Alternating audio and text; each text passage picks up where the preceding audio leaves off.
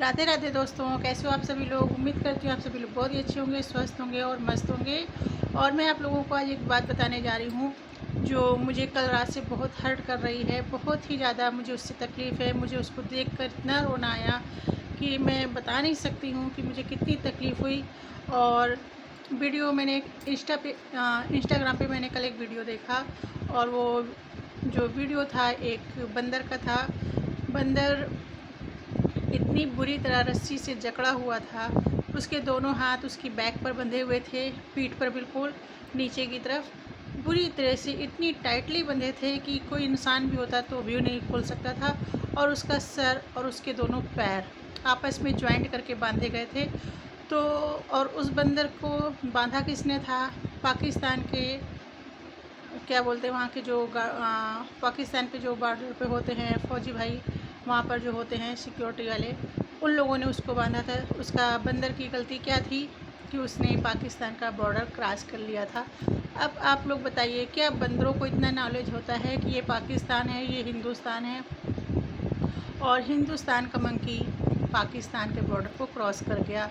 और आप लोग बताइए कि मुझे नहीं समझ में आया कि बंदर की गलती क्या थी। उसको तो बिल्कुल भी नॉलेज नहीं होता, वो लोग तो बस उछल कूद में मतलब रखते हैं। और वो वहाँ पर कैसे पहुँच गया, और वहाँ के जो सिक्योरिटी वाले थे उन लोगों ने उसको पकड़ कर इतनी बुरी तरह से जकड़ के रखा था, इतनी बुरी तरह से।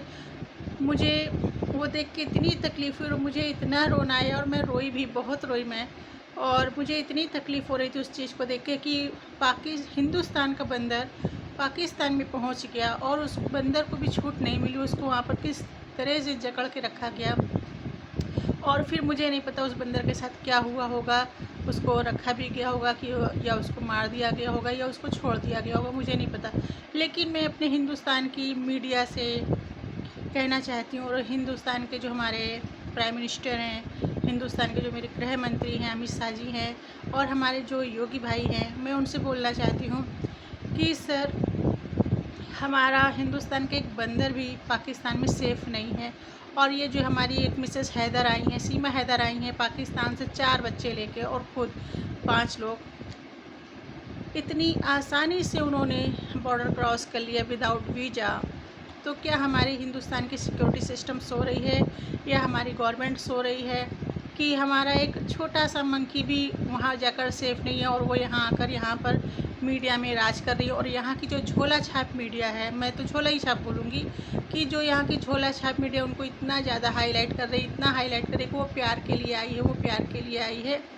तो हमारे यहाँ पर पाकिस्तान से कोई लेडीज़ आकर अपने 4 बच्चों के साथ आकर यहाँ पर आराम से रह रही है, और कुछ हिंदू लेडीज़ को वो टारगेट भी कर रही है। जो लोग भी उसका विरोध कर रहे हैं वो उनको टारगेट कर रही है, और ईजिली रह रही है, और खुद कहती मैं तो नहीं जाऊँगी, मैं तो नहीं जाऊँगी। तो यहाँ का सिक्योरिटी सिस्टम क्या कर रहा है। और वो उसको मई में आई थी वो, और मई में अब उसको 3-4 महीने हो गया आते हुए, और अभी तक मैं बार बार यही सुनने में आ रहा है कि एटीएस जांच कर रही है, एटीएस जांच कर रही है।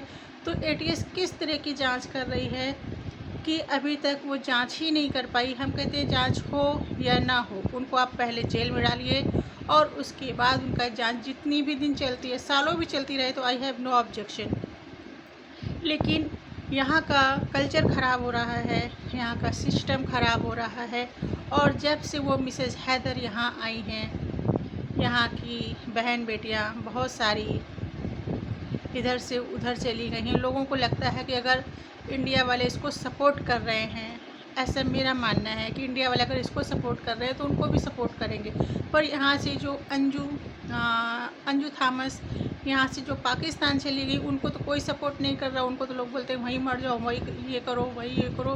तो बस मैं एक छोटी सी बात ये बोलना चाहती हूँ कि मतलब मुझे बस इतना सा बोलना है कि हमारी गवर्नमेंट सिस्टम इतनी कमज़ोर है, सिक्योरिटी सिस्टम इतनी कमज़ोर है कि कोई भी ऐरा गैरा मुँह उठाकर विदाउट वीज़ा यहाँ के आराम से रह रहा है, मकान बनवा रहा है, वीडियो बना रहा है। और हमारे यहाँ का, इंडिया का एक बंदर भी पाकिस्तान में जाके सेफ़ नहीं है। ऐसा क्यों? तो सिक्योरिटी सिस्टम में जो हमारे हिंदुस्तान बॉर्डर पे हमारे पास भाई लोग लगते हैं, फौजी भाई लोग लगते हैं, अगर किसी भी तरह की क्या बोलते हैं, सिक्योरिटी कमज़ोर होती है या उनको गवर्नमेंट से कुछ ऐसा सिस्टम हो जाता है कि कभी कभी कि अटैक भी होते रहते हैं, तो जान इसमें किसकी जाती है? हमारे फ़ौजी भाइयों की जाती है। उनके घर ख़राब होते हैं, उनके घर बिगड़ जाते हैं, उनके माँ बाप, उनके बच्चे, उनकी बीवियाँ अनाथ हो जाते हैं, बुज़ुर्ग माँ बाप बुढ़ापे में बेसहारा हो जाते हैं।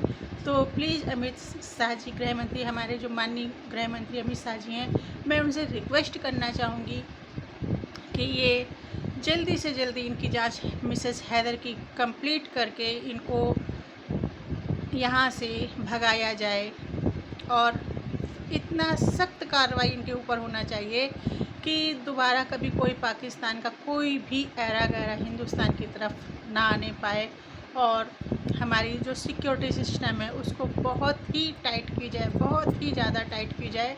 और अभी क्या मैं बोलूँ, मुझे तो जब से मैंने कल से रात में वो मंकी को मैंने देखा, तो मैं यही सोच रही हूँ कि एक हमारा मंकी भी बेचारा वहाँ सुरक्षित नहीं रह पाया, और उसको किस बुरी तरह से वाला, वो उसके मुंह में तो ज़बान भी नहीं, वो तो ये भी नहीं बोल सकता कि मुझे दर्द हो रहा है, मुझे छोड़ दो, मुझे भूख लगी, मुझे खाना दो, मुझे प्यास लगी है, पानी दो।